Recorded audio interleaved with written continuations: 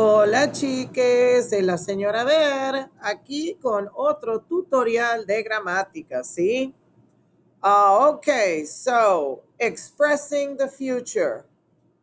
The last unit, el arte y la creatividad. We reviewed and used extensively our grammar for the past. The most commonly used tenses in the past are pretérito e imperfecto. There are other ways, but we want to perfect what we already know so that we can increase our accuracy, okay? Using the past was appropriate in our last unit because we were talking about art and historical figures, etc. Now we're in la unidad de la salud y el bienestar. Y it's very common that when we talk about our health, that we make plans for the future in terms of what we would like to change in our habits or things we would like to do to improve our salud, la salud y el bienestar personal, ¿sí? So I want to review 3 very common ways of using the future.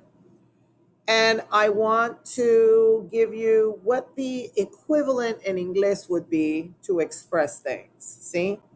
Because translating does not work. I hope that by now we've seen enough examples in la clase to know that translation just does not work. Espanol is not a Germanic language. So a lot of times we want to translate things that don't really have an equivalent in Espanol.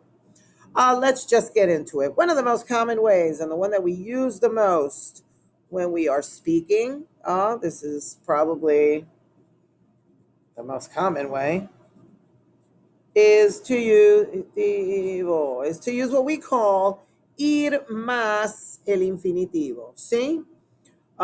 This is the equivalent of saying, I'm just going to do it in the yo form, right? In the first person, I'm going to do something. See? So going to.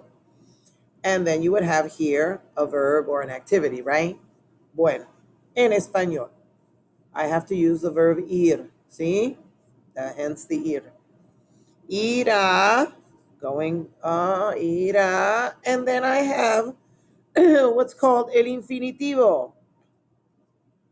El infinitivo is your verb in its original form. Think of the term infinitivo. See? It reminds us of the word infinite, right? If something is infinite in time, do I know when it started, when it ended? Do I know who's executing the action? No. A lot of times these grammar terms, we feel that they really don't mean anything, and a lot of times they do. If something is in its infinite form, it has no time or place in space or with a person. So that's why we call it that. If I say cantar, it's to sing. Do I know who's singing? No. Do I know when they're singing? No, because it's not conjugated. It's not changed in any way grammatically. So, para ir más infinitivo, in order to express things that you're going to do, you would probably say this. Okay. Por ejemplo, yo voy a bailar en la fiesta este sábado, ¿sí? Yo voy a comer más verduras en mi dieta. Yo voy a salir más frecuentemente a caminar. So, as you can see, we are using ir here in the present tense because I'm saying I'm going to, and it creates an expression of future. And then I keep my verbs in el infinitivo. See? All right. Remember this concept del infinitivo. AR, ER, and IR ending verbs in their infinitive form. If you are hispanohablante and you studied español, gramática en un país hispanohablante, you may know this as la primera conjugación, la segunda conjugación, la tercera conjugación. Pero let's just use AR, ER, IR. Okay, so that's the most common way of expressing el futuro. Another way, let's say, is what we call in español el condicional. ¿Mm? El condicional. Look at it. Condición. Condition. Meaning, I may do something if the conditions are right. Correcto? I would. I think I would do that. So it's usually used to express ideas that I would say, well, I would consider doing that. Now, why am I giving you this little chunk of sentence? See, to sort of match it up with English. I'm not a big fan of matchy-matchy translation, but equivalence, yes, because you have to find the equivalent in Espanol to what you are thinking in English. And the problem with phrases like this, I would, is that we don't have a would in Espanol. We have a tense that expresses that.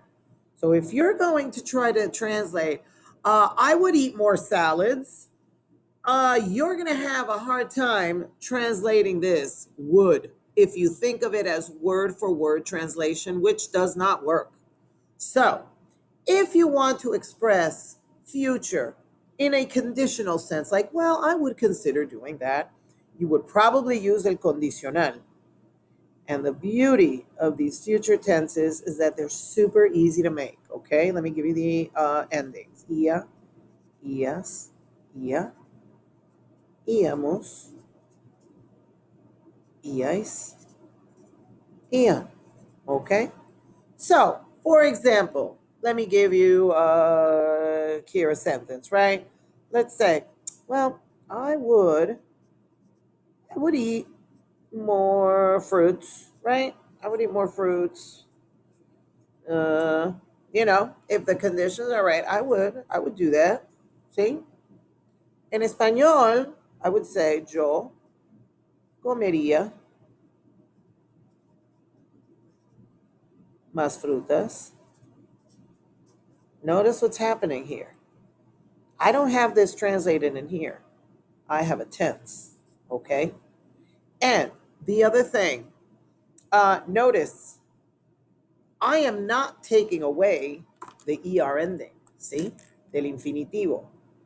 I am keeping it. Most of you know how to conjugate a verb by taking this away and then changing it to the endings. But the beautiful thing about condicional and the other future tense I'm going to give you is that you don't need to do that. You keep the ending on. In el futuro, we usually tend to not take off the endings of the infinitive. So, yo comería más frutas. Yo bebería más agua. Yo haría más ejercicio. There's some irregulars like hacer that I just gave you. But we'll take a look at those eventually when we start practicing this, okay? I just want to give you the straight up grammar outline on it. Okay, so we can say I'm going to do this. Voy a comer más frutas en mi dieta. Let's say you're not so sure. You consider it. Yo comería más frutas en mi dieta. See? And then the last one, which I'm going to try to squeeze over here, I have more space, is what we call in Español el futuro simple. Now, simple, ¿por qué? Because it's the straight up future, but there's nothing simple about it. This tense will tell me things like I will do something. So notice the difference in intensity and security. If I'm going to do something, I have a plan. If I would consider doing something, I need certain conditions to happen. Yeah, maybe, okay. Not as secure of a statement, right? I'm not sure. I think you might.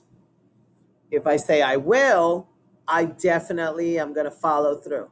See? So, if you want to state things that you are sure to do in el futuro, here are your endings.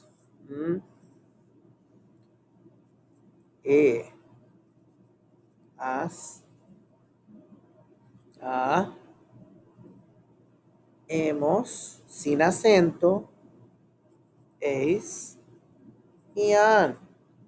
So let me give you the examples of this over here. Okay, I'm trying to fit it all in one page so we can see it clearly. So let's say if I want to say, well, you know what? I will eat more fruits, right? Es bueno comer frutas. I'll eat more fruit in my diet. Yo comer. Don't take off the ending. Just add that. Yo comeré más frutas. See? Yo comeré más frutas. Notice, is there a word for will in here? Absolutamente no. Why? Because I have a tense for that. Okay? So please, first thing, translating does not work. Things like I will, I would, I'm going to, okay? These things, we have our own tenses for them. Why is grammar and accuracy important at this point? Because it's not the same thing to say, yo comería más frutas, than to say, yo comeré más frutas. This person here is a lot more assured in what they're saying. They feel much more secure that they will do this. And this one that says, well, I do that. I would do that. See? So, all of you at this point should start some sort of a little outline or something in un cuaderno, algo, sí. You can even take like a little, if you wanted to, take like a little index card, no? And maybe make yourself like a little chart if you need to of tenses commonly used. We may do a tutorial on that, but I want you to be aware. El pasado, we already reviewed, and we use those all the time to express things in the past. Now we may talk about el futuro in making plans, changing habits, doing things a little bit differently. But remember, will, would, going to, we don't really have a direct translation. These are the three common ways that I use gramáticamente para expresar el futuro. Ok, chicos, recuerden, tienen que tomar notas de esto y entregarlas por Schoology, ¿sí? Quiero una foto de tus notas para verificar que tienes el trabajo completo. ¿Está bien? Adiós.